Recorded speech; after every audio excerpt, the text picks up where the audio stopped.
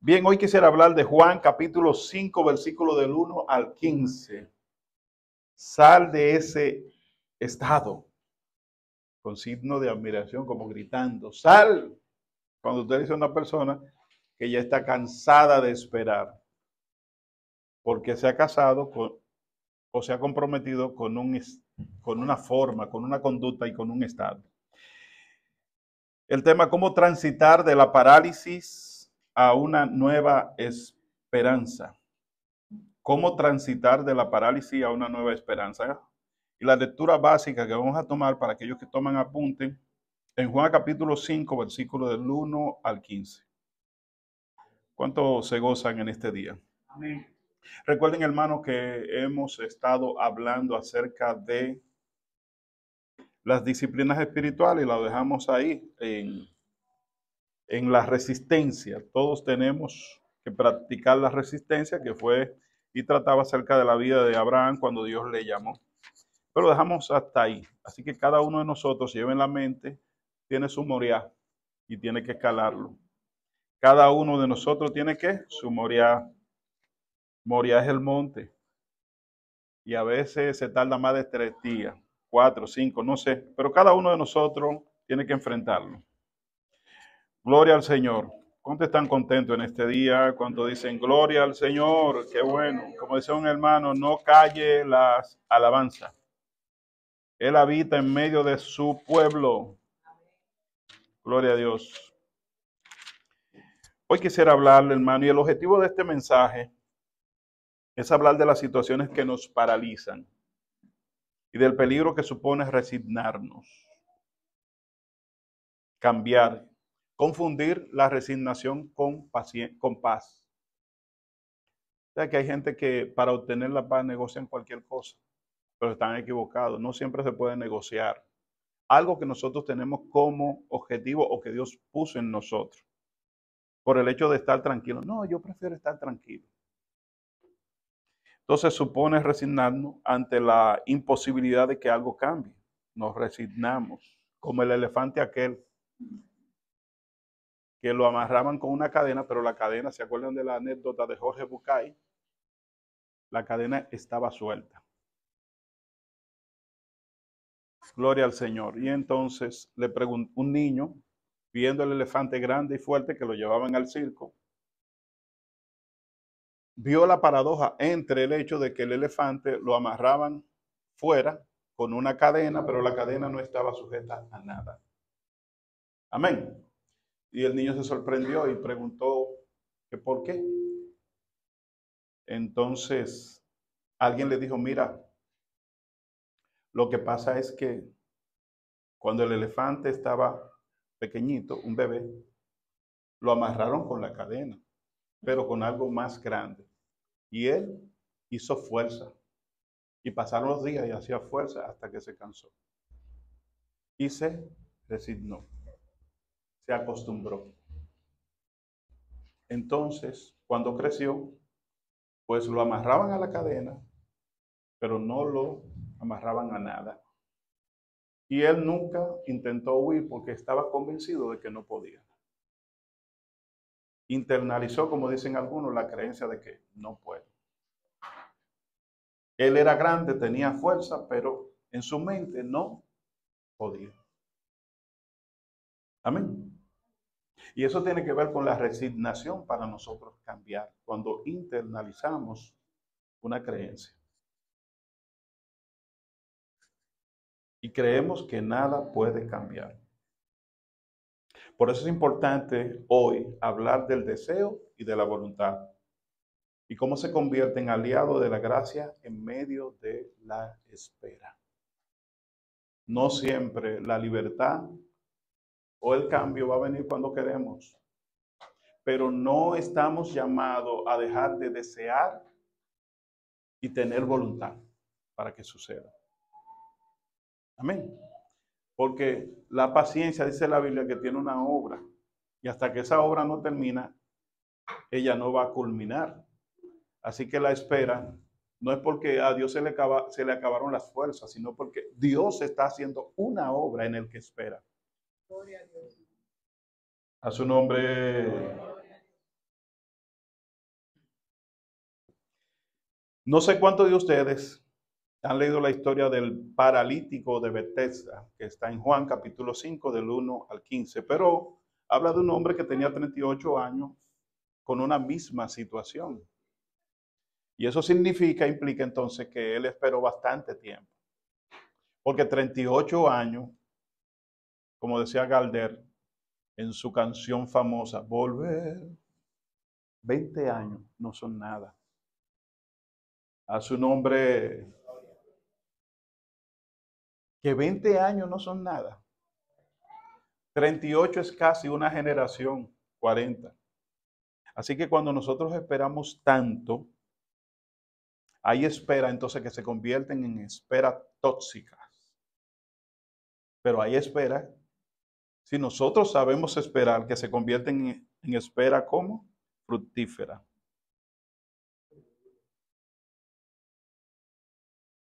Leí la anécdota de un joven que esperó bastante. Entonces, porque él estaba enamorado de una joven.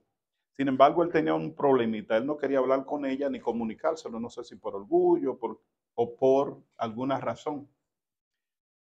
Y como él tenía esa problemática de comunicar, entonces decidió que él, como quiera, se iba a declarar o se iba a levantar la muchacha o la iba a conquistar.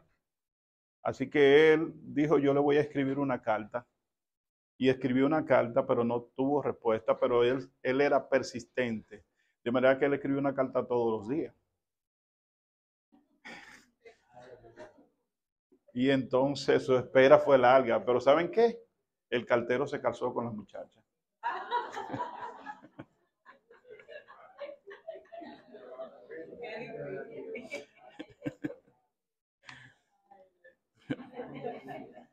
Hay espera fructífera y hay espera tóxica. Que nos paralizan, la tóxica. Porque normalizamos y nos acomodamos a un estado de inoperancia, de derrota. Como la historia del siervo que recibió la mina, que cuenta el mismo libro de Lucas. Fue una espera tóxica porque no hizo nada con lo que le dieron. Lo dijo, yo te esperé, Señor. ¿Me entiende? Entonces, la trampa más grande es creer que en medio de la espera, la pasividad es un hecho que resuelve. Y no es así. Y entonces caemos en el engaño de la resignación. Yo me acuerdo de una de las personas que esperó bastante, pero que fue engañado, fue Jacob. Sin embargo, dice la misma Biblia que el tiempo que él esperó le pareció como si no fuera. Porque él amaba a quién, a Raquel. Lo dice así textualmente. Pero a él los 7 años le pasaron como si nada. Porque esperando, él trabajaba. Y como él amaba, el tiempo le pasó. Entonces el día de la boda, como era costumbre, él fue de noche, se entregó con su esposa, pero le dieron otra. ¿Y cómo usted no se dio cuenta? Él la abrazó, seguro, hizo de todo, la amó, porque él creía que era qué. Aquel. Cuando despertó en la mañana se dio cuenta que era Lea. ¿Y ustedes saben cómo era Lea? Raquel era bella, pero Lea no. Lo dice la Biblia. La Biblia lo dice. Yo digo lo que la Biblia dice. Dice que Raquel era bella y hermoso, de hermoso semblante, y Lea era de ojo delicado.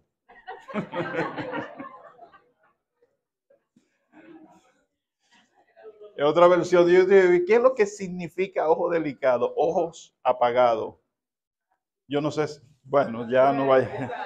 A su nombre. Pero la situación es que la espera ahora que le pareció maravillosa a Jacob, ahora le pareció amarga, tóxica. Y Labán, ¿verdad? Le dijo, bueno, pero aquí se usa que la mayor se entrega primero. A su nombre. Entonces, como yo cuando voy a decirle a alguien, mire, pero usted tiene una hermosa propiedad, pero son dos. Hay una que está casi en un hoyo y la otra está adelante. No, yo no vendo esa, yo la vendo las dos. ¿Y por qué? Bueno, porque si vendo la de adelante, se me queda la de atrás. A su nombre. Dice John Piper, el pastor John Piper y escritor, que la paciencia no es no solo saber esperar, sino saber hacer algo mientras se espera. Así que para entrar en materia, dice que en Juan capítulo 5, versículo 1, dice que después de esto había una fiesta de los judíos y Jesús subió a Jerusalén. El 2 dice que en Jerusalén, junto a la puerta de las ovejas, hay un estanque con 5 pórticos que en hebreo se llama Betesda. Sobre la expresión de que subió para analizar y hacer del mensaje una forma expositiva. Ustedes saben que Jerusalén, y no sé si lo sabían, estaba asentada sobre colinas. Por lo tanto, para ir a un día espero ir a Jerusalén. A su nombre, quisiera que fueran algunos hermanos para allá, a conocer Tierra Santa. No, pues, si me dan el pasaje, yo me voy ahora para allá. Es una hermosa experiencia, pero Jerusalén está asentada sobre montes. Montes como el Monte de los Olivos, el Monte El Moriah, donde el domingo pasado hablamos la historia de Abraham, y el Monte de Sión. Así que para ir a Jerusalén siempre usted verá, usted va a ver, va a leer la frase subió, por el hecho de que había que subir para llegar a la ciudad. Los judíos celebraban varias fiestas, 7 más 1, 8.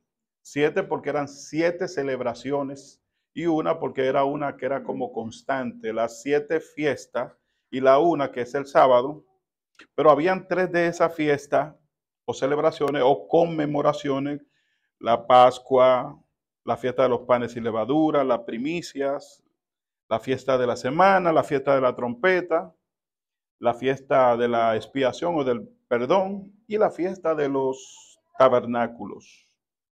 De esa fiesta habían 3 que eran de peregrinación, es decir, usted solamente no la puede conmemorar o celebrar con su familia, sino que tiene que ir a hacer el peregrinaje a la ciudad santa.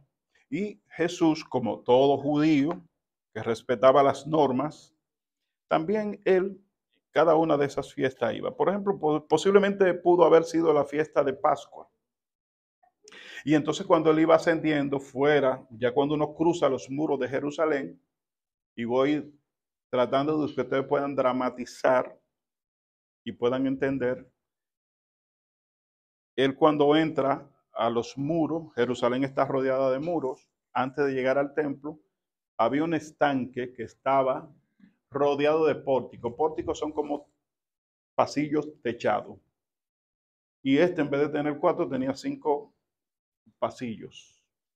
En los pasillos, todo el que va al templo, a la fiesta, a ofrecer ofrenda, obligatoriamente, si entraba por la puerta de las ovejas, los muros tenían diferentes puertas.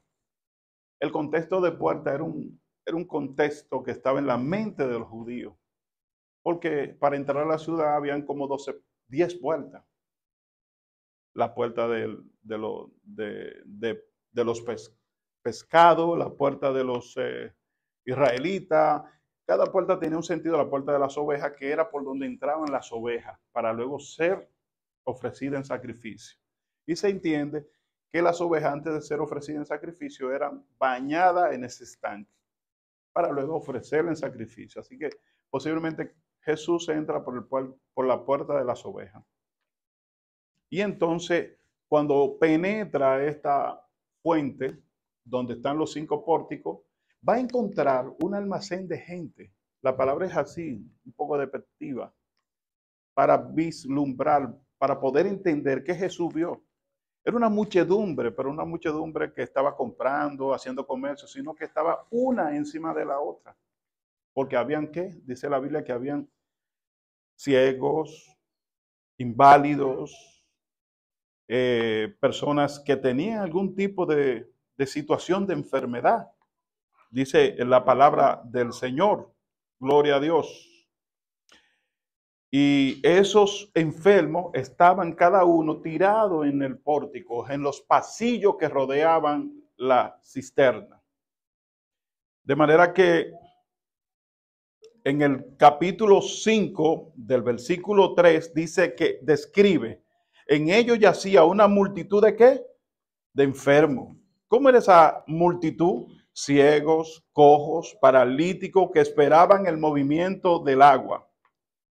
Y entonces a continuación va a explicar, porque un ángel del Señor descendía en cierto tiempo en el estanque y agitaba el agua. Por tanto, el primero que entró después del movimiento del agua fue sanado de cualquier enfermedad que tuviera. Eso es un comentario que hace. Ahora, el versículo que estoy leyendo, usted lo va a encontrar en la Reina Valera, pero si usted hace estudio de la Biblia y busca otras Biblias, como la Nueva Versión Internacional o la Biblia textual, se va a encontrar que ese versículo no existe.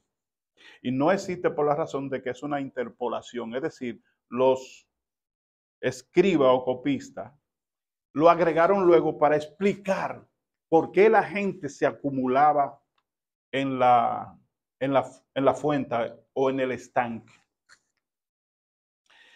Y por qué iban a ese lugar.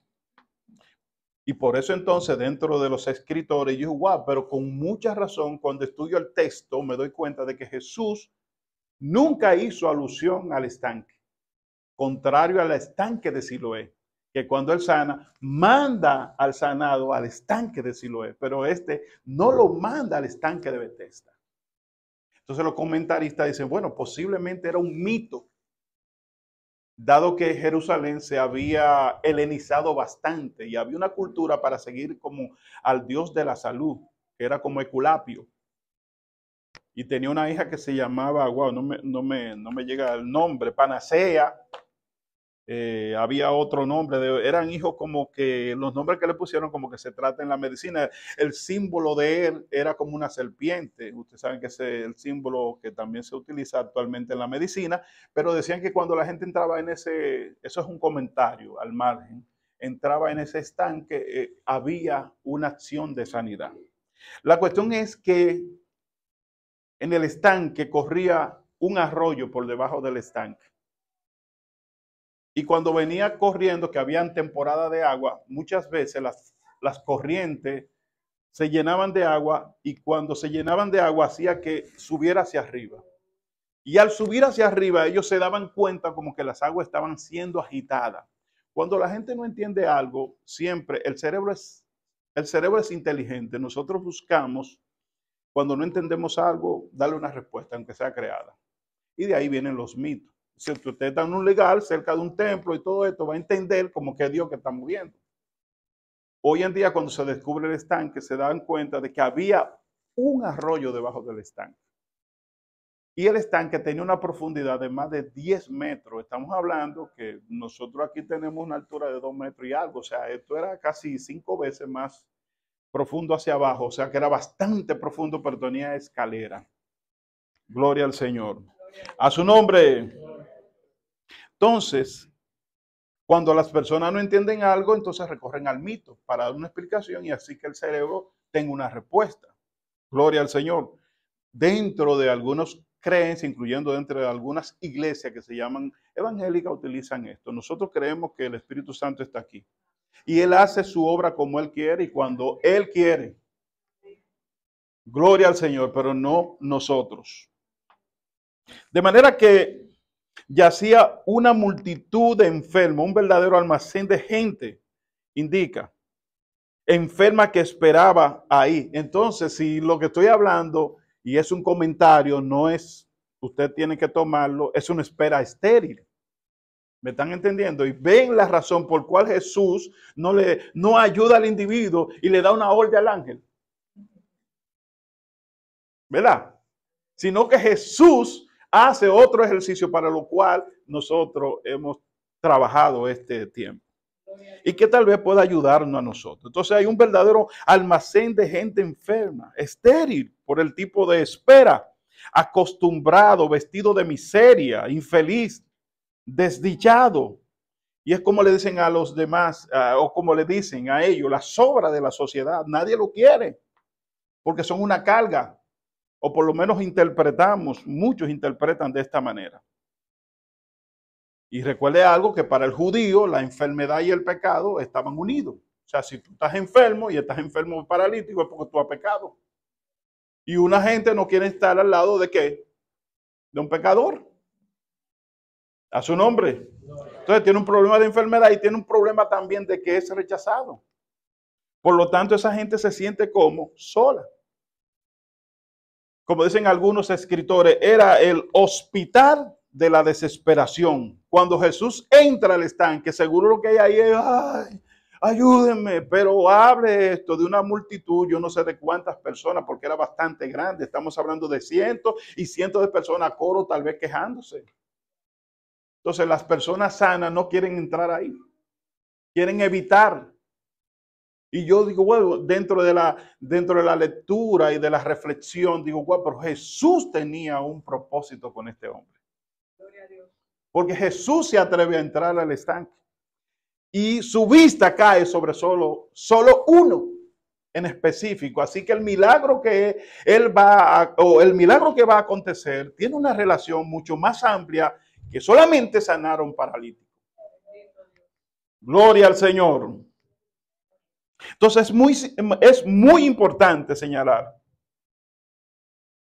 que esta particular sanación, Jesús no manda a lavarse al estanque, mientras que sí lo hace cuando se refiere al estanque de Siloé. Gloria a Dios. La palabra de Dios dice entonces, trabajando ya con el paralítico, dice que yacía en ese lugar una multitud de enfermos. Y cuando va a explicar acerca del paralítico de Betesda, en el 5 dice, el 5:5, que había allí un hombre que hacía 38 años, estaba como enfermo. Gloria al Señor. La palabra que utilizan otras versiones dice, había un pobre hombre. Un pobre hombre. Y entonces cuando se coloca el adjetivo pobre antes del sustantivo, no se refiere a la condición económica, sino a la condición emocional o a la situación de calamidad interna de la persona. En otras palabras, expresaba ¿qué? Lástima. Y eso es, como dicen algunos, es cuando el mal utiliza la espera para colonizar una vida. Entonces, 38 años, hermano, es toda una vida. Es mucho. Amén. En 38 años se pierde la expectativa de vida. La esperanza de ser curado se vuelve casi imposible de mantener. El futuro para muchos, cuando ha pasado 38 años, se convierte igual al presente. Si no hay diferencia, la gente ya no espera. ¿Qué tú esperas? Lo mismo. Lo mismo que estoy viendo. Y lo más peligroso es en el individuo cuando deja de esperar. Cuando al individuo se le acaba la espera, se vuelve como un muerto. Por eso alguien decía que es tan importante la esperanza. Porque la esperanza es esa similitud de vida, aunque no ha llegado. El que espera vive. Gloria a Dios.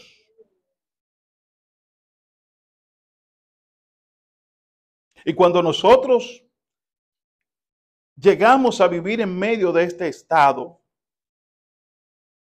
entonces entramos en lo que algunos llaman como la resignación. ¿Qué trae la resignación? Trae la derrota aprendida. Y hay algunos psicólogos que llaman la indefensión aprendida, que es internalizar las creencias de que nada de lo que haga cambiará y que el resultado siempre será el mismo. Usted le habla, ¿no? Mire, hermano, no hay cosa más difícil cuando una persona está convencido de que nada va a cambiar. Fulano, pero fulano.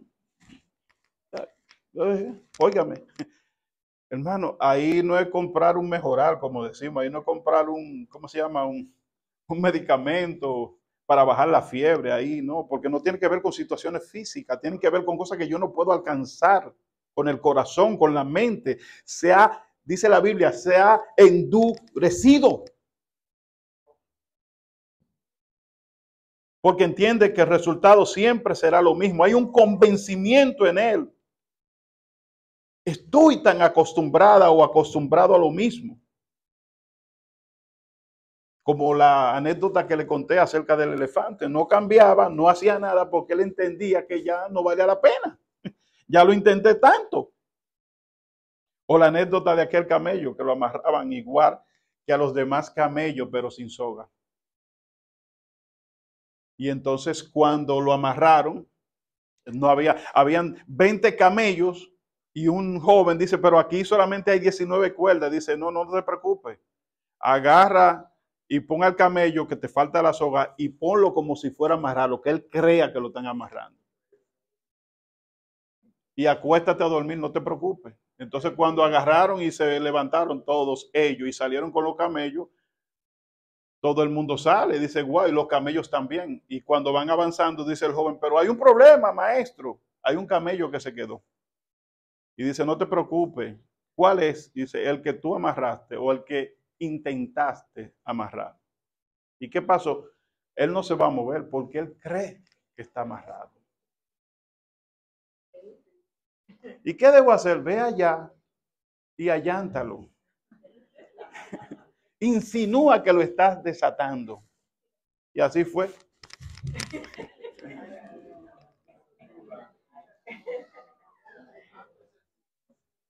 Entonces hay personas que están resignados, pero su problema es aquí. No es allá.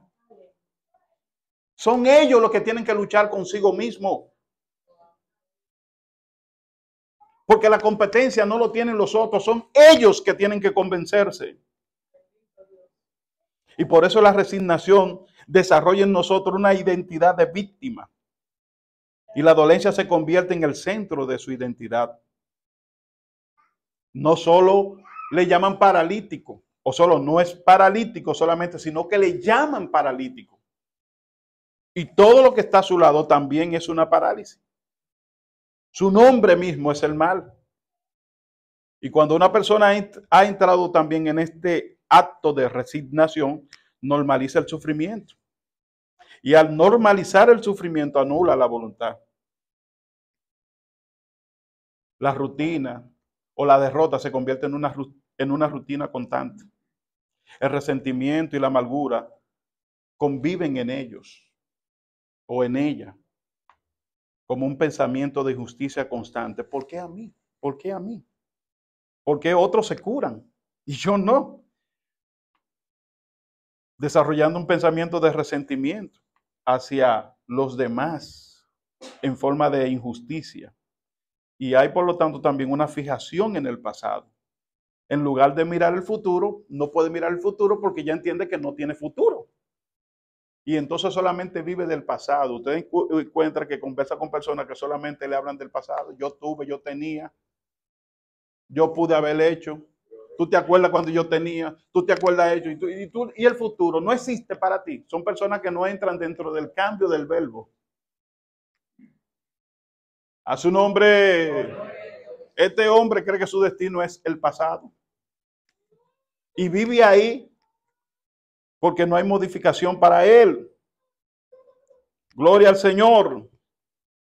Juan 5:6 dice que cuando Jesús lo vio tendido y supo que ya había pasado tanto tiempo así, le preguntó, ¿quieres ser sano? Entonces, esta es una frase breve, pero haga el análisis que Jesús lo vio tendido. O sea, no hay solamente información de vista. Dice que él supo de saber. O sea, Jesús ahí posiblemente no conoce a nadie porque la Biblia no dice que anda con los discípulos. Pero ya él sabía cuando vio al enfermo, cuando vio al paralítico, de su situación de 38 años. Y hay una pregunta que es obvia. ¿Quieres ser sano? Cuando uno está estudiando gestión de la información y el conocimiento, hay algo que le dicen la teoría de la jerarquía, DIRA, que es dato, información, reflexión y aplicación. O sea, cuando la información se convierte luego en algo útil. Entonces Jesús ve al individuo, pero no solamente se queda con la información, sino que él a reflexionar, ya sabe, como decimos nosotros, ya él tiene un todo. No solamente desde que se enfermó o cómo nació enfermo, sino lo que va a suceder con él después que sea sano. A su nombre. Tiene una contención, como dice, del tiempo para su propósito.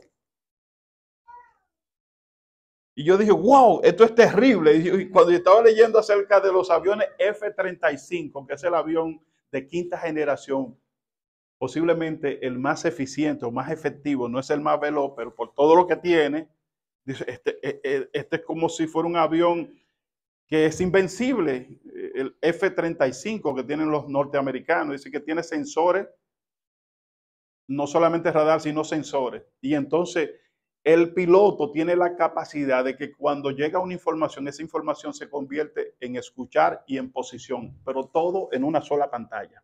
Es decir, todo está en el casco. Él no está mirando y que para atrás lo están persiguiendo, no, todo está aquí. Él no está viendo el avión que está abajo, pero ya lo tiene aquí. Y encima de eso, la información es procesada para decirle cuándo él tiene que disparar y a quién. Entonces se llama eso la jerarquía DINA. O sea, la información me llega, pero ya procesa tan rápido que sé lo que tengo que hacer. Ahora llevo eso en el marco al cubo, al cuadrado en Jesús, cuántico. Yo sé lo que tengo que hacer contigo. Santo Dios. O sea, Jesús lo vio tendido y supo que ya había pasado tanto tiempo así. Le preguntó, ¿quieres ser sano? O sea, rápido.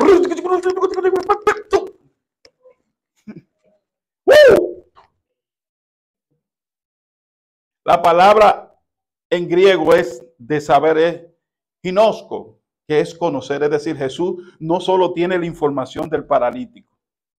Él estructura el conocimiento, él sabe de su dolor, el sufrimiento, la resignación.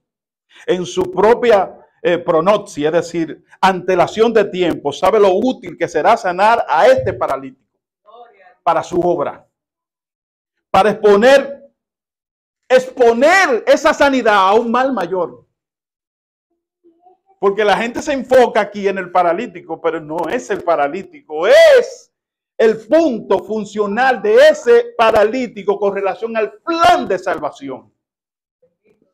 Por eso es que cuando Dios te toca o está haciendo algo en tu vida, no lo ve en ti. Tienes que mirar o tratar de mirar. Es imposible, pero tratar de mirar mucho más allá de lo que Dios va a hacer en su multiforme gracia, dice el apóstol Pablo. No podemos entender, pero esto es algo extraordinario. Entonces la pregunta que despierta el deseo, o que debe despertar el deseo, es como la semilla de la fe. Esta pregunta parece absurda, como le decía hace un momento. Por supuesto que quería ser sano. Pero Jesús, al preguntarle, está confrontando su mentalidad de víctima. O sea, no. Dice, ¿y este tonto preguntando eso? ¿Tú quieres ser sano? No. ¿De verdad tú quieres ser sano? ¿O te acostumbraste a eso? Está despertando un deseo que está oculto a la comparación. ¿Por qué? Por la próxima acción que Jesús va a tomar. De manera que la pregunta de Jesús es personal y profunda. En otras palabras, le está diciendo, ¿estás dispuesto a dejar tu invalidez? ¿Quieres dejar de quejarte para tomar acción? ¿Estás dispuesta o dispuesto a dejar tu comodidad? El Espíritu Santo nos hace esa misma pregunta para aquellos que puedan entender que están viviendo en una situación que lo tiene paralizado. ¿De verdad tú quieres salir de ahí o te sientes bien? Porque ustedes saben una cosa, que hay gente que quiere ser inválido.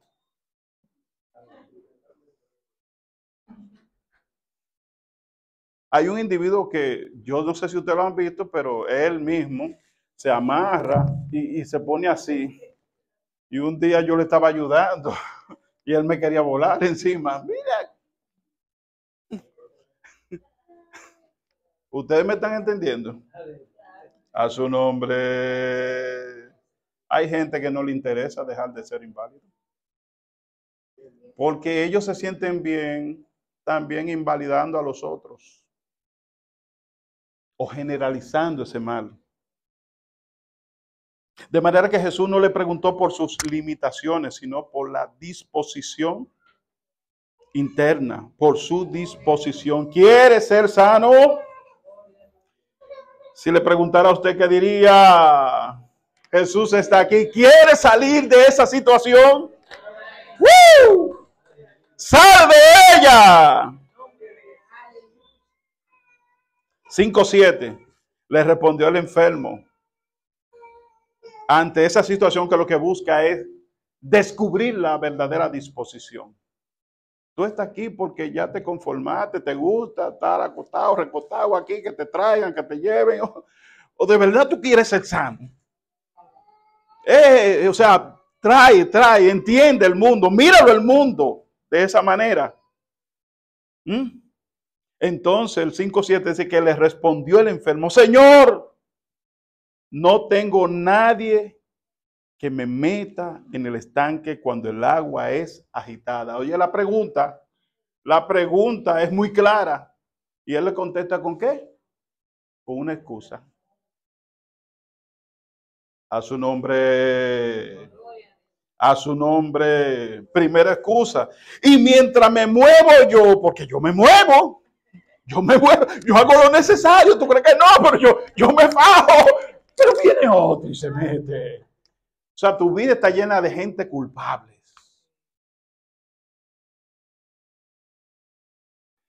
Yo me doy cuenta inmediatamente como pastor cuando quiero que una persona resuelva algo. Desde que me habla que es el otro que tiene el problema, yo, ay. A su nombre. De verdad, hermano, queremos sanarnos. ¿O hay otros que se nos están yendo adelante?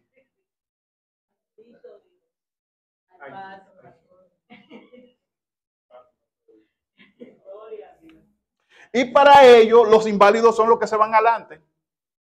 Porque yo también, desde el punto de vista, cuando te narran la historia, no, porque el otro, porque tiene el problema, tú dices, no, pero el otro que hay que sanarlo, déjalo a este. A su nombre. Mientras me muevo yo, otro desciende antes que yo. Hermanos, hermanas, amigos que me escuchan, sobre la excusa, alguien dijo que es el certificado de inocencia instantáneo que el cerebro nos otorga para evitar ¿qué?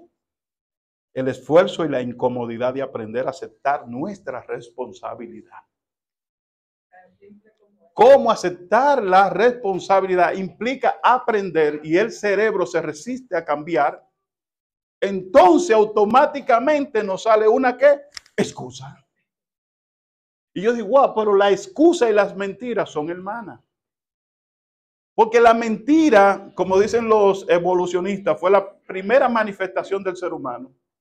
Y no es que le estemos dando aquí apertura, pero realmente la mentira a nosotros nos ayuda a no ser responsables y las excusas también.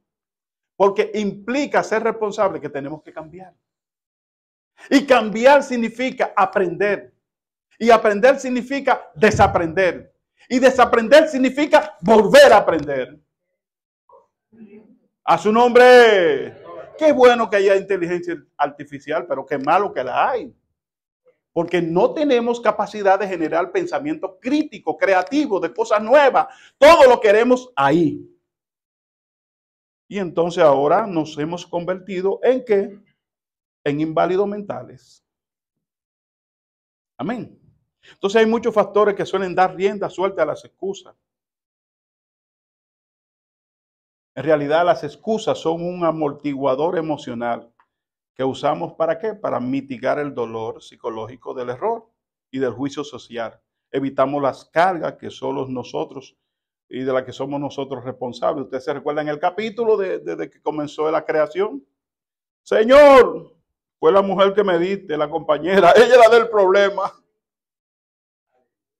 ¿Me están entendiendo? Desde que nos creó y caímos, lo primero que se evidenció no fue la muerte de Abel, fue la excusa, que es una manifestación de que no queremos ser responsables ante lo que sí nosotros podemos responder. Proverbio 28:13 dice, quien encubre su pecado jamás prospera. Quien lo confiesa y lo deja, haya ¿qué? Perdón. 5:8 dice Jesús cuando escucha la excusa. No, yo no estoy para esto, yo no estoy para perder tiempo, yo tengo un plan mucho más trascendente contigo. Yo no sé cuánto duraron ahí hablándole. Jesús, espérate, ¿qué es eso? No. Jesús le dijo, levántate, toma tu cama y anda. Y ahora no viene a hablarle al deseo, viene a hablarle a qué? A la voluntad. Como dice Víctor Frank, la última libertad que puede el ser humano almacenar. La voluntad es la facultad del hombre para querer algo, lo cual implica, cuando nosotros tenemos voluntad, no solamente determinar que queremos algo, sino, como dice Enrique Rojas, también renunciar a algo. Es decir, cuando tú tienes voluntad y esa se dispara para tú hacer algo, tienes que estar consciente que voluntad no es solamente desear algo, sino renunciar a algo. El que decide, gloria a Dios, por la voluntad, tiene que saber que está renunciando a algo. Este individuo sabía cuando Jesús le dice eso, que él tiene que renunciar a ese hábito o a esa conducta que tiene durante 38 años, por lo menos mentalmente. Porque si no, la palabra va a tener un estorbo para cumplirse en él. A su nombre. Entonces debemos renunciar a algunas cosas. De manera que Jesús no le habla a las capacidades del paralítico. Le habla a algo que solamente él tiene como competencia, que es su propia voluntad. Como decía Víctor Frank, y repito, la última de la libertad. ¿Decidimos o no decidimos? Es una tarea solamente de ¿quién? Nuestra. Porque se genera aquí adentro. La gente puede patalear, brincar, decirte no haga aquello, pero eres tú internamente quien decide. Gloria a Dios. De manera que levántate, es un mandato a la acción. Para dejar que la posición de invalidez. Es desde ahí que comienza el milagro. Toma tu lecho. El lecho representa la identidad, la excusa, la coartada delante de la gente. O sea, usted no ve en la camilla. O sea, cuando yo le sirvo, toma tu lecho que durante 38 años te ha cargado a ti. Ahora tú lo vas a cargar a él. Pero no solamente lo vas a cargar, sino que lo vas a exhibir en la multitud como una muestra del poder de Dios. Porque el lecho a ti te definía. Ahora, cuando tú lo exhibes, dice, ya se acabó, se acabó. Gloria a Dios. Por lo menos te servirá para algo. Y anda ese resultado de la obediencia. Porque el lecho se convierte en la excusa y en la zona de confort. El pasado que define nuestro destino, la vergüenza que cargamos. Jesús no solamente nos ordena que nos levantemos, sino que tomemos el símbolo de la derrota, la que por años tal vez nos ha mantenido amarrados. De manera que Jesús en esta acción no solamente tiene el propósito de sanar al paralítico, sino también que tiene un propósito mayor. Cuando Dios hace algo en nuestras vidas, no solamente para nosotros, sino para que nosotros nos constituyamos ¿en qué? En una represa que se abre a los demás. Y dice Juan 5:9, y enseguida el hombre fue sanado, tomó su cama y anduvo. Y aquel día era ¿qué? Sábado. Entonces los judíos le decían a aquel que había sido sanado, ya ha sido sanado, es sábado y no te es lícito llevar ¿qué? Tu cama. Y entonces ahí nosotros entendemos que la sanidad del paralítico, no solamente el hecho de que él estaba paralítico y tenía 38 años, es que él es escogido, ¿para qué? Para liberar lo que de alguna manera nosotros podemos llamar nativo dogmático, como dice Presky, de los nativos digitales. Están aislados porque tienen una creencia y ellos necesitan ser liberados. O sea, el paralítico se convierte en una bandera para aquellos que son un grupo, de alguna manera pueden reflexionar y también ser libres. para que renuncien a los marcadores de frontera, porque son creadores de esclavos que han crecido inmenso en un sistema de creencias rígido e incuestionable, con un pensamiento lineal, intolerante a la disidencia y resistentes al cambio. Ellos eran mucho, no era solo el paralítico, tal vez estaba paralítico porque sus pies no se podían mover, pero aquellos estaban paralíticos de qué, de mente, de corazón, y necesitaban que ese milagro aflorara entre ellos. Gloria al Señor.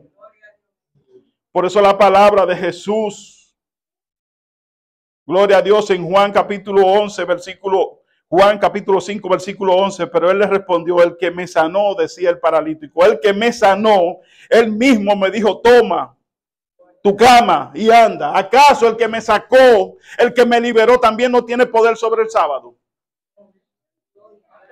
A su nombre, gloria a Dios. Está rompiendo ahí los marcadores de frontera para que ellos fueran libres también. ¿Por qué? Porque la ley nunca estará por encima de la gracia. Juan 5:16 dice: por esta causa los judíos perseguían a Jesús, porque hacía estas cosas el sábado. Y violentaba, ¿qué? De alguna manera estaba violentando su identidad. Una identidad derrotada bajo una concepción antigua. El 17 dice: pero Jesús le respondió: mi padre hasta ahora trabaja, yo también trabajo. Y hay una relación. Y ahora nos damos cuenta por qué. Porque su problema estaba que asentado sobre la línea de un dogma. El sábado no haga esto, el sábado no aquello. Entonces el sábado deja de convertirse en un medio para convertirse en un fin, en un marcador de identidad. El sábado es lo que habla de mi identidad, es lo que declara quién yo soy. No, el sábado es un espacio para glorificar a Dios. Y Dios está haciendo una obra en ese momento. ¿Cuál es la obra? De liberar personas. No tenemos que celebrar. Gloria a Dios. Gloria a Dios, gloria a Dios. Por eso Jesús dice: mi padre hasta ahora trabaja, yo también estoy trabajando. Gloria a Dios. Primera de Samuel 15:23, y me quedo con este versículo que dice: ¿qué le agrada más al Señor? Para aquellos que tienen marcadores de frontera, que son aislantes. ¿Qué le agrada más al Señor? ¿Que se le ofrezca holocausto y sacrificio? ¿O que se ofrezca lo que Él dice? ¿O que se obedezca lo que Él dice? Obedecer vale más que el sacrificio, y el prestar atención más que la grasa del carnero. Yo me quedo con esta palabra en este día. Obediencia. Obediencia para el paralítico, pero obediencia también para nosotros, para salir de esta parálisis. Hoy, amigos, hermanos que estamos aquí, Jesús está en este lugar no para meterte de nuevo en el estanque, sino para que te encuentres con Él. Jesús no está buscando una excusa. Está esperando por tu sí. Quiero ser sano. Ponte de pies en esta hora.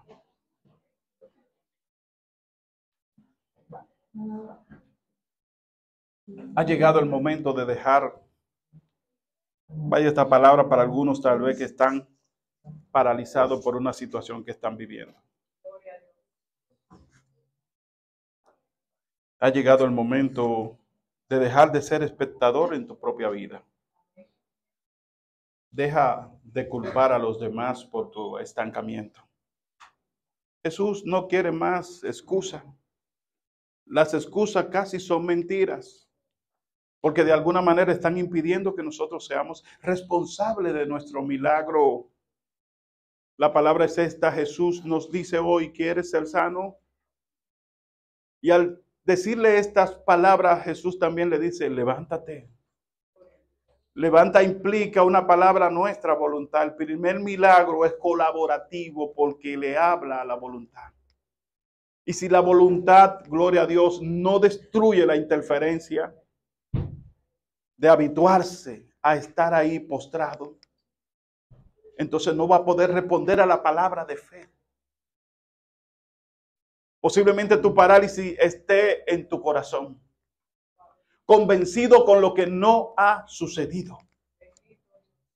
Posiblemente hoy esté llegando el día de que te levantes y salgas de aquí con ánimo, con fuerza. Sí, yo voy a levantarme. Sí, yo voy a levantarme. Sí, voy a tomar la camilla que la gente ha visto por tanto tiempo y que me ha calificado como una inválida o un inválido. Y la voy a levantar y voy a caminar. Jesús le dijo, toma la camilla. ¿Sabes qué? Camina todas las calles. Y la gente empezó a mirar, pero no era él el que había que llevarlo al estanque. Ahora él lleva la camilla. ¿Qué ha pasado? Lo que estoy hablando aquí es, no te quedes con las palabras de los religiosos que no preguntaron nunca por el milagro. No preguntaron cómo Jesús hizo ese milagro. Dijo, ¿dónde está aquel el que te dijo que tome la camilla? Nunca admitieron el milagro.